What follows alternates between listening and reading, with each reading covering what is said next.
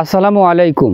সারা বিশ্বের স্বর্ণের দাম আকাশচুম্বী, আর এই আকাশচুম্বী হওয়ার পিছনে একমাত্র চীনকে দায়ী করা হচ্ছে।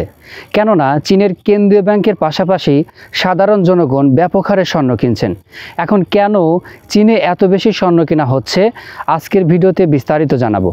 চীনের কেন্দ্রীয় ব্যাংক গত কয়েক বছর ধরে নিয়মিতভাবে বিপুল পরিমাণে স্বর্ণ কিনছে।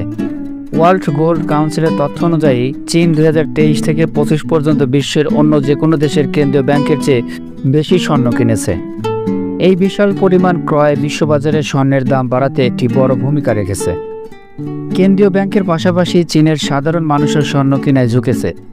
অর্থনৈতিক অনিশ্চয়তা এবং শেয়ার বাজার ও আবাসন খাতের দুর্বলতার কারণে তারা স্বর্ণকে একটি নিরাপদ বিনিয়োগ হিসেবে দেখছে। বিশেষ করে চীনের তরুণ প্রজন্ম গোল্ড বিনস বা ছোট ছোট স্বর্ণের দানা কেনায় আগ্রহী হচ্ছে, যা দীর্ঘমেয়াদী বিনিয়োগ হিসেবে জনপ্রিয়তা পেয়েছে। এই মুহূর্তে ডলার বিশ্বের সবচেয়ে শক্তিশালী এবং আন্তর্জাতিক বাণিজ্যের প্রধান মুদ্রা, কিন্তু চীন এবং ব্রিক্স জোটের যেমন ব্রাজিল, রাশিয়া, ভারত, চীন, দক্ষিণ আফ্রিকার মতো দেশগুলো এই ডলারের আধিপত্যকে চ্যালেঞ্জ জানাতে চাইছে।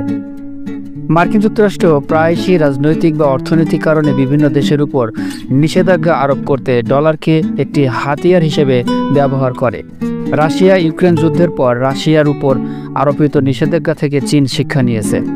ভবিষ্যতে যদি যুক্তরাষ্ট্রের সঙ্গে চীনের সম্পর্ক আরও খারাপ হয়, তবে চীনও একই ধরনের নিষেধাজ্ঞার শিকার হতে পারে। তাই তারা ডলারের উপর নির্ভরতা কমাতে চাইছে। ডলারের ঝুঁকি কমাতে চীন তার বৈদেশিক মুদ্রা রিজার্ভকে বৈচিত্র্যময় করতে চাইছে। তাই তারা মার্কিন বন্ড বিক্রি করে বা ডলারের মজুদ কমিয়ে তার পরিবর্তে স্বর্ণ কিনছে।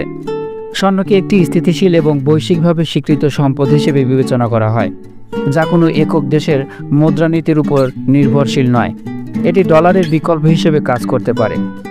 সংক্ষেপে বলা যায়, বিশ্ববাজারে স্বর্ণের দাম বৃদ্ধি একটি বহুমুখী ঘটনা। ভূরাজনৈতিক অস্থিরতা, মুদ্রাস্ফীতি এবং বিনিয়োগকারীদের নিরাপদ আশ্রয়ের খোঁজ এর মূল কারণ। তবে এই দাম বৃদ্ধির পিছনে চীনের কেন্দ্রীয় ব্যাংক ও সাধারণ মানুষের বিপুল পরিমাণ স্বর্ণ কেনার একটি বড় ভূমিকা রেখেছে। চীন ডলারের আধিপত্য কমাতে এবং নিজেদের অর্থনৈতিক সার্বভৌমত্ব রক্ষা করতে স্বর্ণকে একটি কৌশলগত সম্পদ হিসেবে ব্যবহার করছে।